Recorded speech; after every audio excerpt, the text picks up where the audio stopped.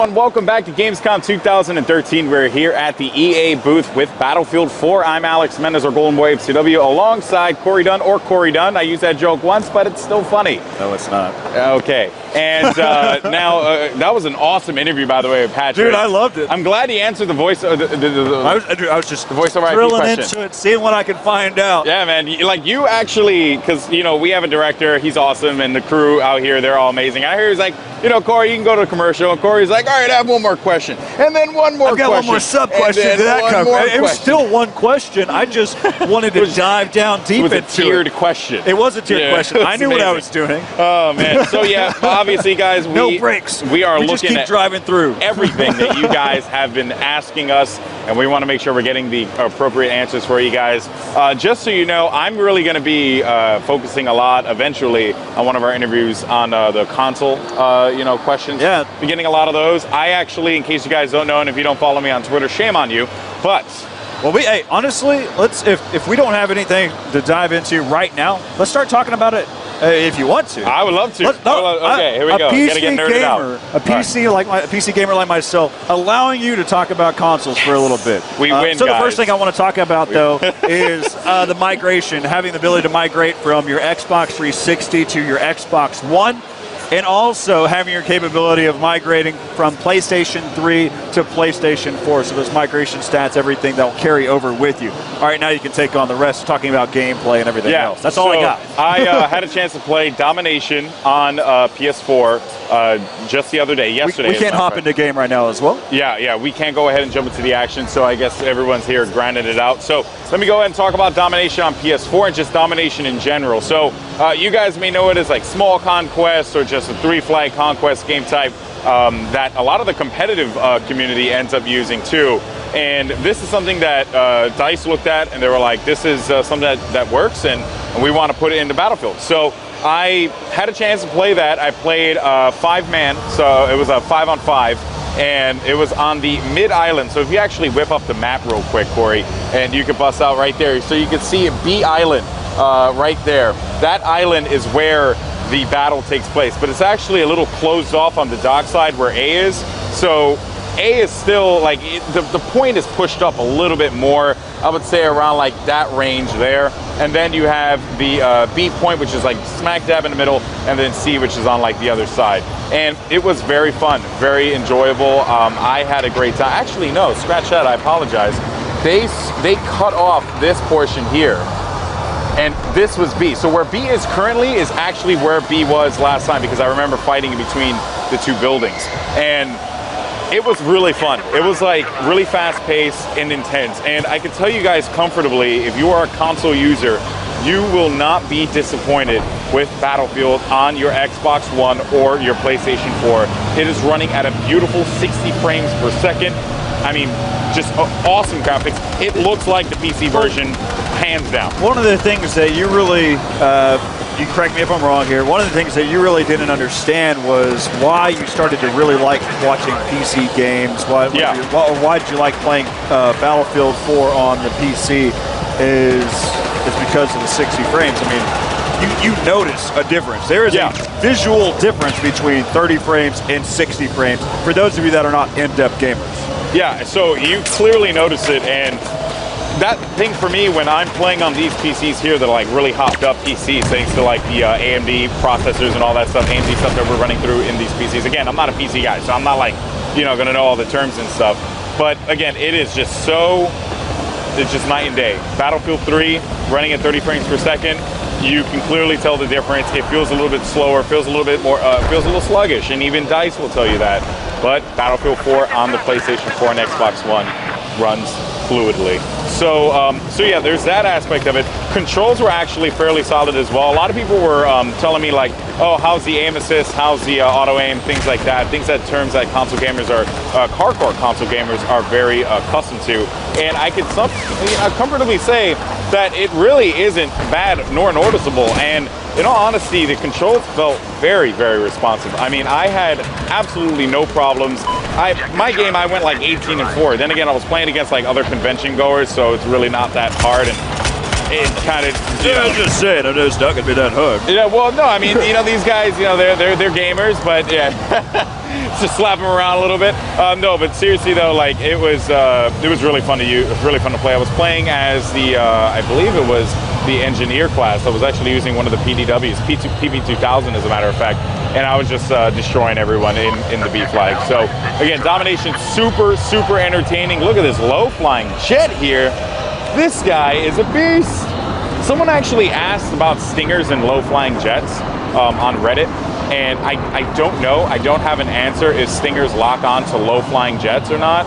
Oh, that's unfortunate. He went AFK. He's got to go. He had to go potty. Mom made him a peanut butter and jelly sandwich. He's like, come over here. He was like, okay. Yeah. So I don't know if low flying jets will not get locked on by stingers. I believe they still do. So don't quote me on that, but that's just what I've seen because I've been using the Stinger as well as the IGLA, and I've been able to lock on to pretty much anyone that's been near me. That also includes low flying jets. So, excuse me. So yeah, so that's just some feedback for you guys. But yeah, like there's just so many things about this game, man. A couple of things that people have asked me. Are there camos for vehicles? Yes, there are camos for vehicles, and there are a lot of them. But I also want to say that my favorite camo, and it's also the same camos that you would have for your guns. So the same camos for your guns you will have for your vehicles. My favorite so far, I found my favorite camo, Corey, is Firefighter. Firefighter camo is awesome. Eastern Turtle still. Eastern Turtle's sick, don't get me wrong, but Firefighter is so bright and vivid, it's sick. The other thing, another person asked me about the sun glare. Is it as intense as it was in Battlefield 3? Something we talked about with Patrick about. Yeah, and I noticed, for me personally, I was just playing, and one, I noticed they also positioned the sun in such a way that it actually does not get in the way of you, right? So I noticed most of the time, I'm not facing the sun when I'm fighting, unless I'm like charging A, but they did a good job of that. And also the glare, not as intense, but the visual is certainly there. So I don't view that as an intense glare. I think that's okay. But I know some people may be like, oh my God, it's so bright. For me personally, it's not. So I don't know what you guys, what your thoughts are in regards to that, but you can feel free to sound off in Twitch and Twitter as well as Reddit. But yeah, that's just my thoughts. I feel like you're always fighting in that direction. The direction you're facing, you're always fighting in that direction. And even then when you're fighting up, you don't see it because like there's just so much jungle everywhere. There's so many things that are blocking the sun, that intense sunlight. Well, one of the things too, though, I mean, the sun brings another little nice factor there. You can see that the storm is now going to start to roll in. See, and this is one of the things that was mentioned about any of these boats. I mean, the attack boat is going to be a lot more effective. By the way, I want to ask you, just when the storm runs in, so DICE opted not to make bullets affected when the intense winds are coming in, just the waters, correct? Just the waters. Just the waters and for boats. The helis are actually, anything that's flying as well is not affected. Yeah. Get the perspective here from that. You really want to see what these people, because you want to do that? Do you feel like that's the best perspective? We'll come back to it. And by the way, Corey, not a windmill, it's a turbine. It is a turbine, you're right. Okay, it's a turbine. One more really minute detail that someone had asked me. There is an M18 smoke grenade in the game that you can actually use instead of a frag grenade. So someone had asked me that. They were like, I really want to know this. And how does it work? Well, you just throw it on a smoke grenade. It actually creates a pretty potent cloud of smoke there, and you really don't feel like it's you actually get pretty decent cover. So I would have to say, if you do have the option to use a smoke grenade to capture an objective, definitely do so, because that would be pretty effective. Yeah, just kind of talking real quick about any of the grenades you can have. You can have the M67 frag grenade, the V40 Mini, the RGO Impact, the M84 flashbang, the M18 smoke, the M34 incendiary grenade, as well as a hand flare. That's probably one of my most effective weapons, is the hand flare. Yeah, the hand flare. Hand flare is pretty cool. Someone asked if, let me see, will there be a theater mode or at least a record feature? Because of the next-gen consoles, there will not be that in the console version, at least I know. And I also know that in PC version, I mean, this is based on what we spoke about at E3. they mentioned that there was not going to be a battle recorder, but the spectator mode, it certainly can help you to record things using third-party applications such as XSplit or Wirecast or Fraps or something like that. I use XSplit to record, or OBS. So, I mean, at the very least, you can use other means to capture if you want to. So you're not crapped out of luck there. And then someone said here, if the this is actually Captain Quick Crap from Reddit says, if IGLAs aren't lock, shoot and forget launchers anymore and you have to keep the lock on, then is it any better than the Stinger that are still look, shoot and forget launchers? So I know that the Stinger is less accurate. I know that the Stinger will actually, kind of lose its target a little bit easier than the IGLA. The IGLA, you got to keep it on the aircraft, but for the Stinger, if the aircraft is good enough, if the pilot's good enough, he can actually get away from it, I think, a little bit easier. That's something I saw personally in one of my play sessions, because there was a guy next to me who was using a Stinger as I was using an IGLA, which I thought was awesome because it was able to give me a good perspective on it. When I died, I saw that he shot the Stinger and the jet was able to outmaneuver the Stinger missile. So I think it's actually fairly balanced. Again, though, a lot of these things are going to be tweaked and changed, but from what I'm seeing right now, they definitely have been looking at what you guys are saying and then applying that to the game.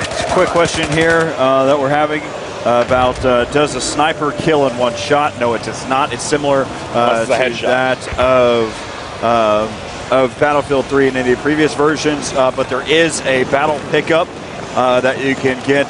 So we'll go ahead and take a look here and see. Going to be up in, there's one here on Paracel Storm that is up in this region that has not been picked up. This battle pickup has the capability, it is a one-shot kill. If there is limited ammo, once it's picked up and dropped, it's gone. You can't just carry it around with you. That may be earlier here in the alpha stages. I've noticed whenever I tried to pick this weapon up, there's also one that is over in this island, and I will find it this time. Yeah, and also, let me see here real quick, because there was something that was actually asked just a second ago about, I'm going to, in our next interview, I'll be sure to find out about the dog tag competition. I know a lot of people have been asking me about that. There it is. I told you I'd find it this time. Yeah, you found it. So one of the things that I tried to do is I tried to pick this up. Of course, if you're wondering, these weapons are going to be on all of the, or majority of the maps. I don't want to say all, that's a scary word to say. It's going to be on majority of the maps. And one of the things I noticed is once you pick up the weapon and you start to swim, you actually lose the weapon, and it never regens, it doesn't come back. So it's not one of those weapons that you have to worry about. It's just use it at the right time. Those are battle pickups. Again, there are 4 on the map, 2 different varieties. So wait, if you go into the water, it goes away? Currently, if you go into the water, because you don't actually exchange your weapon. Okay. You pick it up, and you still have both of them. And once you change back to your primary weapon, it ends up getting dropped. And I also know, because I spoke with Daniel about this for the battle pickups, they work on a dynamic spawn timer. So the way that works, basically, in case you guys are not aware with the term, pretty much when you pick up the weapon and you use up all of the ammo, it will come back after 60 seconds. This is something that, if I'm correct, they are looking at providing tweaks for, and also just if you want to be able to tweak something yourself. So actually, the cool thing here is that the battle pickup itself, it's a power weapon. And if you're a fan of Quake, if you're a fan of Halo, you know what that means. And I think that's actually pretty cool. Adds a little bit of depth to the game, kind of makes that an objective. And of course, these players here are not going to be aware about it because they only know so much based on what they're being told. But the cool thing is that when you guys dive into the game, you're going to know all this stuff, and then you're going to know, yeah, we definitely got to fight for the battle pickup here on this island, or we got to fight for the battle pickup in this building. So that's going to add another layer of objective for you guys, and especially if you guys are nuts about that, which I am as well. So well, it adds a whole new metagame into each map, and that's one of the another benefit to kind of look at. There's also going to be different elements of levolution on majority of the maps as well. Again, we're just looking through each one of these. One of the things that you may be noticing over the spectator mode is all of the different grenade icons that are populating. Yep. That's only in the spectator mode right now. It is going to be fixed. We're talking with Daniel Matros as well, and he knows, he sees it. Also, there's been mention about whenever you're capturing a point. So right now you can see on the edge of your screen, we'll go ahead, you can see that where the C point is, that's how you know it's available. Whenever you start to get within a 180-degree turn of it, it disappears because you're basically kind of looking around. So that way you don't have to worry about, and this happened so many times for me in Battlefield 3, is whenever you're looking in a general area, it would basically take over the screen. So you couldn't see your enemy. Yeah. You had to shoot through an emblem and hope that you're hitting your spots looking at hit markers. Yeah, and that actually is pretty cool there.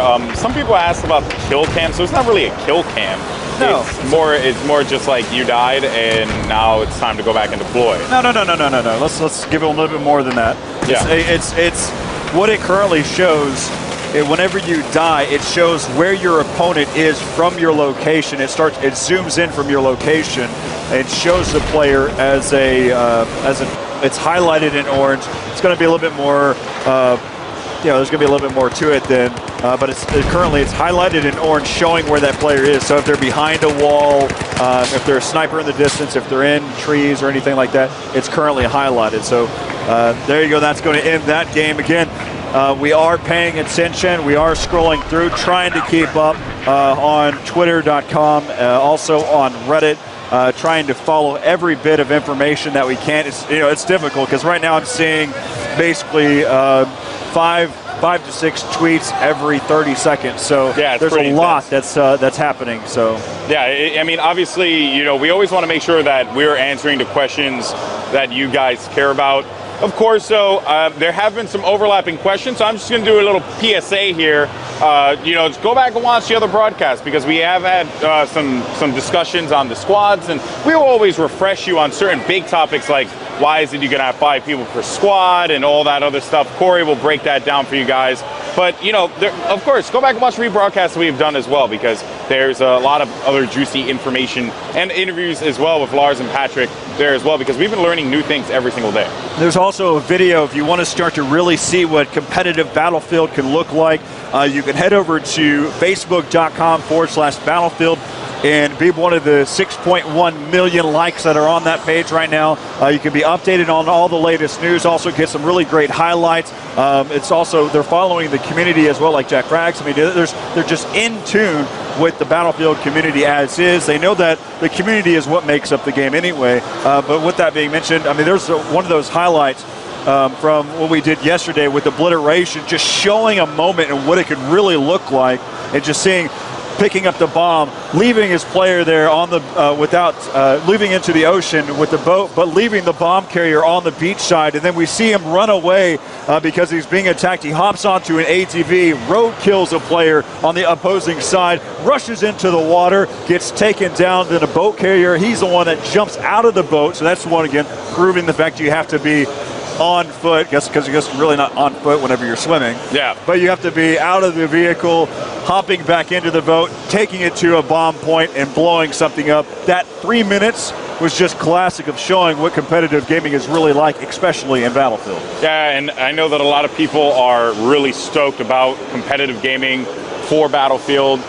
It is something that in all my conversations and dealings with DICE, something that they certainly are very, very interested in. Well, Daniel Matros, for sure. I mean, he has such a great esports knowledge, understanding the background. I mean, here in Europe, talking about the ESL, all of the different things. We're going to have Daniel Matros. He's going to join us here at Gamescom, and we're going to look forward to asking all of the questions. We'll grind him over the coals as well and see whether or not he can be able to put up with the flames. I mean, there's so many things that we can try to really figure out if he knows about it, about competitive gaming. So, I mean, we've still got so much more Battlefield 4 to talk about here from Gamescom here in Cologne, Germany. We'll be back after the break with myself, Corey Dunn, and Alex Mendez. We'll be back.